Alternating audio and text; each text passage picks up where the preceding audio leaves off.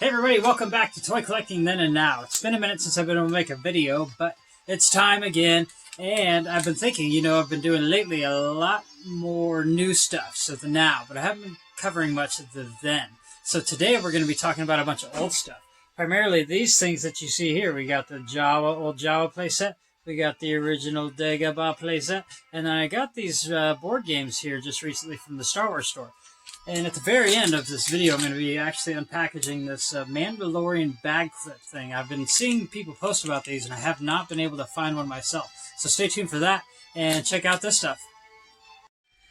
Okay, so first thing we're going to look at is we're going to look at the original Dagobah action playset from The Empire Strikes Back. This was actually the first playset that I bought when I was kind of re-getting into buying Star Wars and buying vintage and stuff, and it kind of launched the whole thing into me getting a whole lot more. So this is the box. Actually, I picked this up from a local shop called Rogue Toys. It's in Clackamas, Oregon, up on 82nd Avenue, kind of near the Clackamas Mall. And actually, I traded the guy. I had some Funko Pops that I'd picked up from Emerald City Comic Con. They're con exclusives. So I traded him some Pops, and I got a bunch of different stuff, but this is one of the things that I acquired from there. Here's the box in all of its glory, cool little action scenes, and kind of demonstrate what you can kind of do with it. But I kind of took my playset to another level, as you'll see here in a minute. Here's the original playset instructions. They're a little old and dirty. But let's see if we can open this up here. Yeah, see, as you can see, this playset in particular has a lot of really cool features, which I will show you. But yeah, there's the instructions. Kind of what it kind of does. Like I said, old and dirty.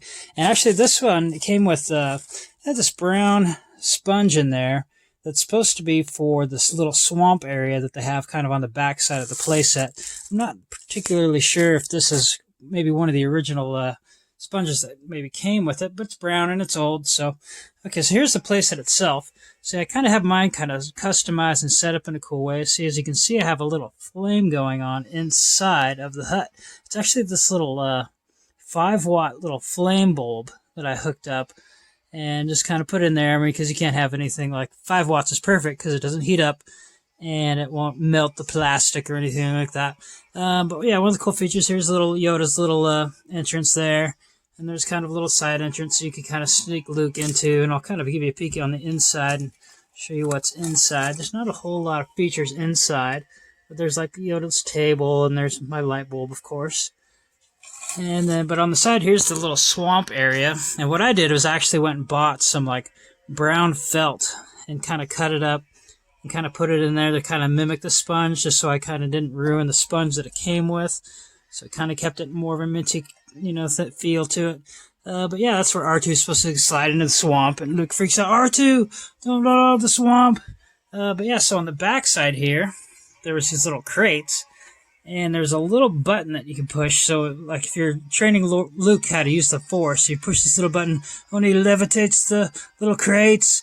And there's also this kind of cool little handle thing, so you could hook up R2 to it and use the Force to lift up R2.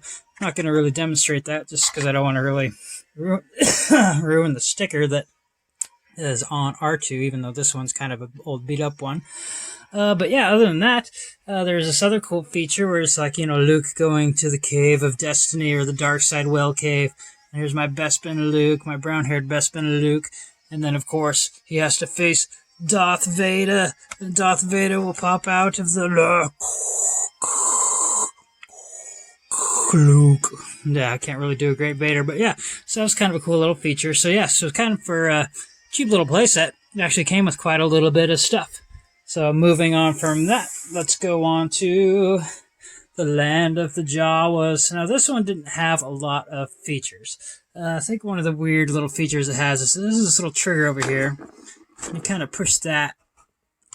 No, actually that just spins that. But there's another little thing, I guess, where you hit something and it makes this little button underneath this Jawa pop up.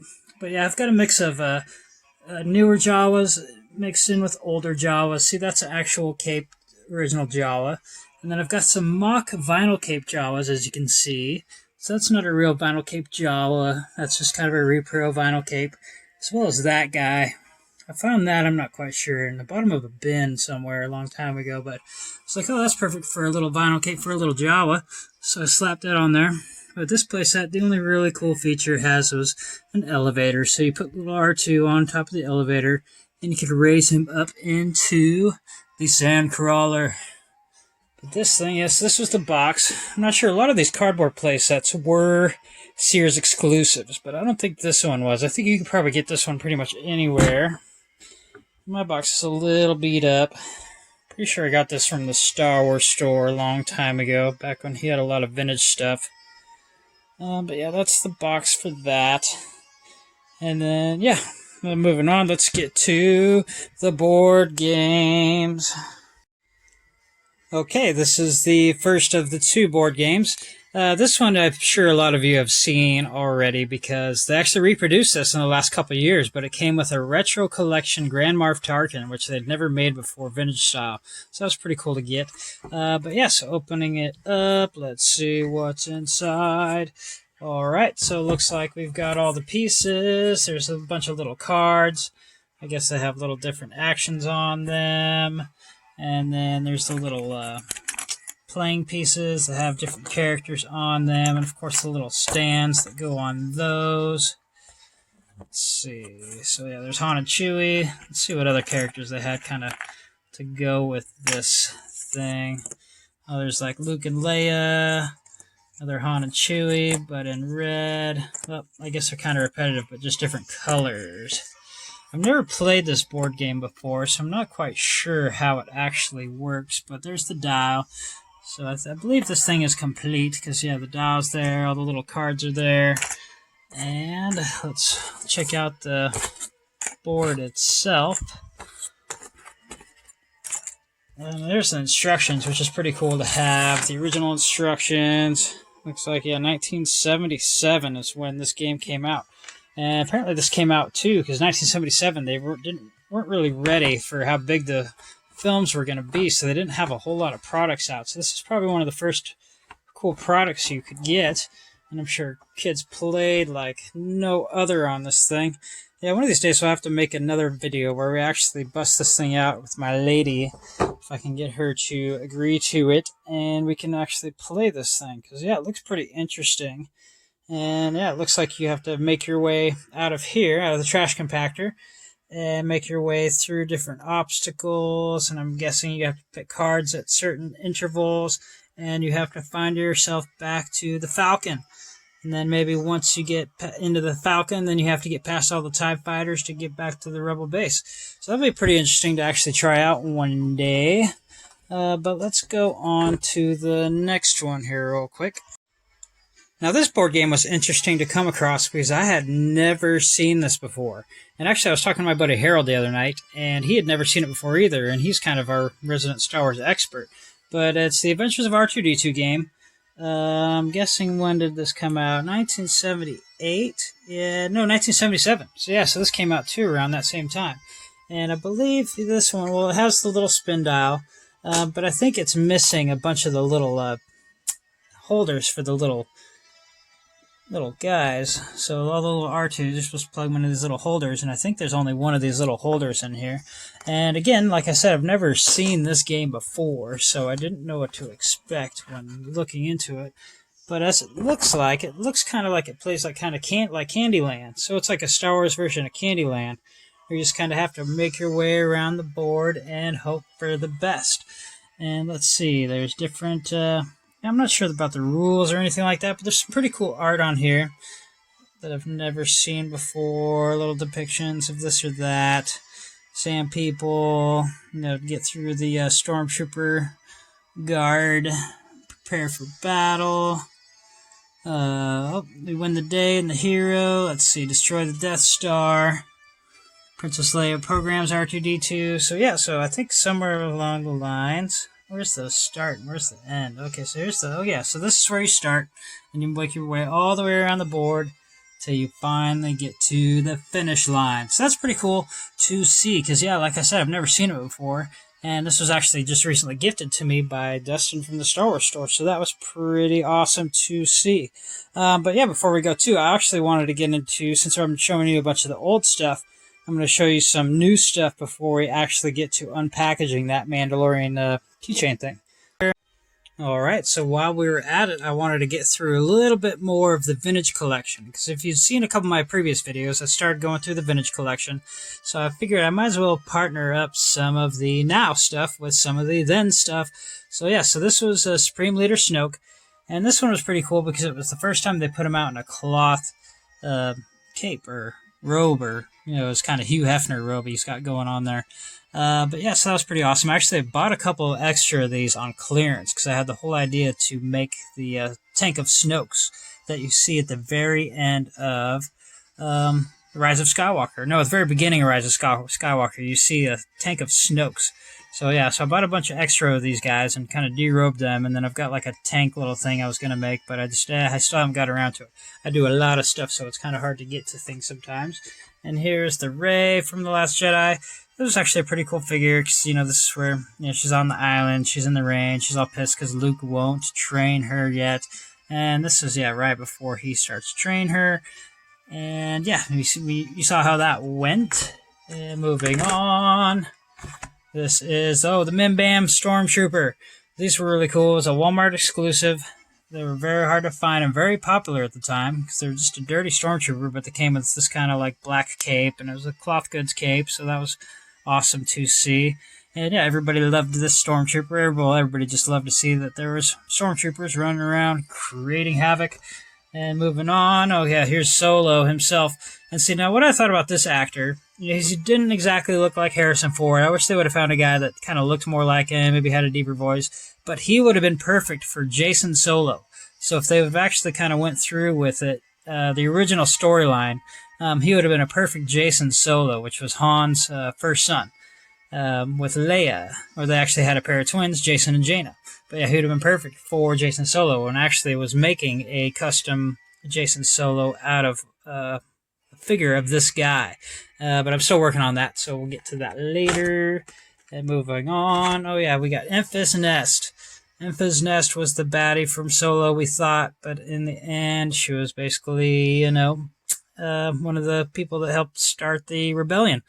But yeah, it was a pretty cool character. You didn't like it at first, but then once you kind of got into it, you ended up kind of liking it a little bit more. I was always wondering if the helmet could come off and you could see the girl's face underneath, but maybe not. Moving on, we got the Rogue One Imperial Assault Tank Driver. These guys were pretty cool because it was kind of a new version of Stormtroopers that we had not previously seen. And, these guys got messed up in that scene in Rogue One. But moving on from there, let's go. We got Kylo Ren. I know some people are kind of mixed on whether or not they like Kylo Ren, but the kids seem to like him. And I like how they kind of turned him light side at the end, but I really wish they would have made a figure out of him being a good side Ben Solo. Because that would have been awesome with give him the blue saber and package him with Ben Solo. And then also from The Force Awakens, we got The Force Awakens Stormtrooper.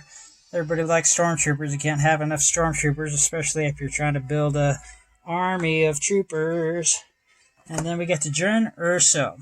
I always liked Jyn Erso. Rogue One is actually one of my favorite movies of the newer movies. And the actress's name is Felicity Jones, which I can kind of relate to because my last name is Jones, and I'd always kind of heard it rumored that I could have possibly had the name Felicity. But yeah, like Felicity Jones. And let's go to, this is the Force Awakens Rey. This is kind of a figure that we really didn't need because at the time there was already a lot of Reys out there. But yeah, I guess if you're a completist, you had to kind of pick up the Rey to go with your set. But yeah, that's just Rey. Nothing special. And moving on, we got The Empire Strikes Back, Rebel Soldier. It's pretty cool that they made this one because it was kind of a brand new Rebel Soldier. Kind of a new sculpt and all that. And, they did a pretty good job on that. And I guess you could never have enough support troopers. And then lastly but not least, for this one, it's the Return of the Jedi Wicket. And this is, I think, a redo. They had done this before and then repackaged it. Same front and all that, but I think they did a different back, of course, because when they re-released them, they put a different back on them. But that's it for the VC collection. And, okay, let's get to unpackaging that mystery Mandalorian. Alright, and for the grand finale, we're going to be unpackaging this one. I didn't do the whole feely thing that you can do. A lot of people do the whole feely, so you can kind of see maybe what's inside and get maybe a sneak preview. I'm just hoping it's not the blurred. But knowing my luck with these things, I probably got the blurred, which is okay. I guess I don't have anything that is the blurred yet so far. Let's see if there's an easy way to open this. If there's a tab or some sort, or we're just gonna kind of have to rip it open with our teeth. Alright, I guess it's teeth it is. Alright, so let's see, which one did we get? Which one did we get? Which one did we get? Oh, we got the Mandalorian. That's awesome. You can't go wrong with getting the Mandalorian. Gotta love it. That's pretty sweet. Well, yeah, thanks for watching, and make sure to like and subscribe, and come back soon because I've got lots more to do, and we'll be talking to you soon.